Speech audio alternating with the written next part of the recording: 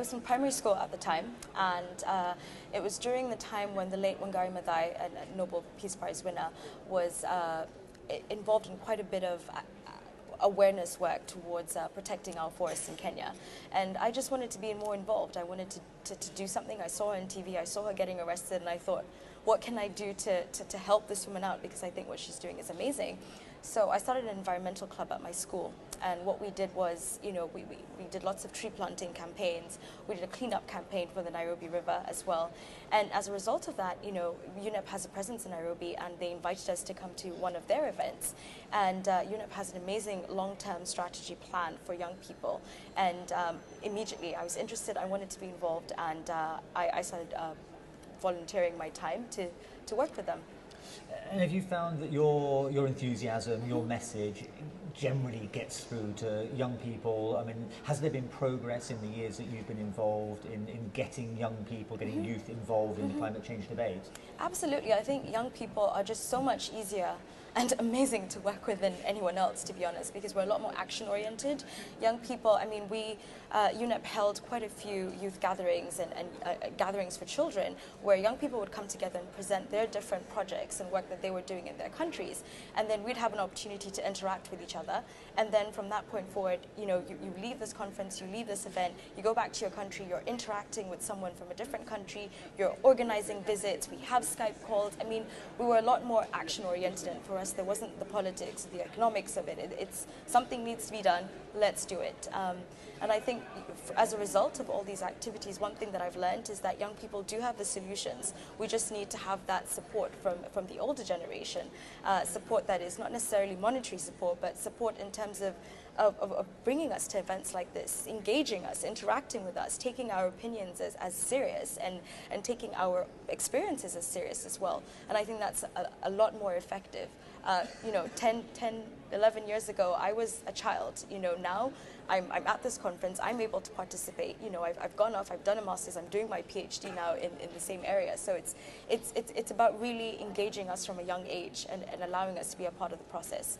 Does that enthusiasm, it seems to have stayed with you as you've grown into adulthood, does it generally stay with young people though? I mean, is that a challenge to try and ensure that initial enthusiasm is carried through into later years?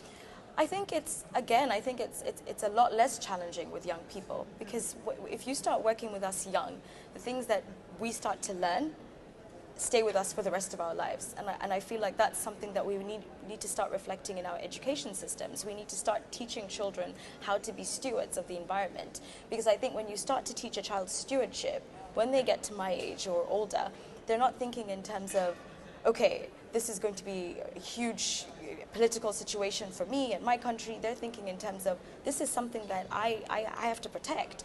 What is the best way that I can go about doing it? I know it might sound idealistic the way I'm saying it right now, but it really isn't. I think if you start to work with young people at a very young age and start to teach them this habits and these practices of caring about where they are, I think you'd have a completely different solution and a different result, 10 years into the future. We're moving into a completely low carbon society now. Are we preparing our young people to be able to exist, to operate, to live in that society, to go into the green world? I think we need to do a lot in terms of changing our education system to reflect that. So it sounds very positive from the point of view of young people. Do you find, or have you found in the past, that since most of the decision makers tend to be middle-aged, elderly, mostly men, that you get a kind of condescending, oh, aren't they cute? Absolutely. They're dancing, they're singing, they're doing good things. Isn't it it's important that they're working towards something? Absolutely. But, are they listening? Do you find that the older generation, the decision makers, are increasingly listening to young people? I think in the beginning, when I first got started, it was very much about, oh, they're really cute. Oh, listen to them talk about, water scarcity in this particular area. Like, it wasn't as, I didn't feel like we were taken as seriously as we are right now. I think the Chinza program for me has been incredible, because they involve us from the stage of just sharing our ideas and our projects to actually going up to decision makers and putting us in touch with government delegations and putting us on government delegations and so on and so forth, so that we're actually involved in the decision making process. And I think that is key. It's one thing for me to sit here and give all my ideas, which is a good thing, but ultimately, am I able to impact the people who can really do something on the ground.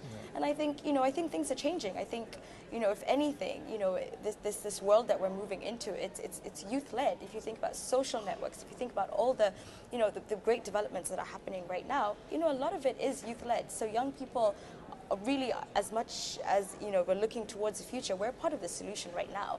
So it's about empowering us and keeping us activated and energized and interested from this point forward. So you're generally optimistic. It sounds as though you're generally optimistic. Absolutely.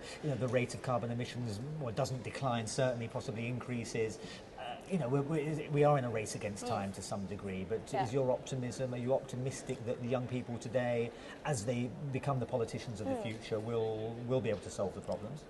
I think there's no other way to be than optimistic. I think that is my message today. Is the only thing that we can do is look forward, and despite whatever is going on right now, we have to look forward. We have to keep whatever solutions that are coming into place right now, we have to keep them going. We have to keep innovating and thinking how we can get ourselves out of where we are right now and moving into the future and creating. Before it was always about the younger generation, and we were the younger generation, but now I'm thinking I one day will want to be a mother too, and I don't want to raise my children in a world that is unfit for them. So I think optimism is really the only way that we can be right now. I'm full advocate for being positive and thinking of ways that we can really change things by working together and not thinking about it in terms of north and south and you do this and I think especially from a young person's perspective, we don't really think like that. And I think there's value in that, and I think we need to capture that value and we need to keep thinking in that spirit.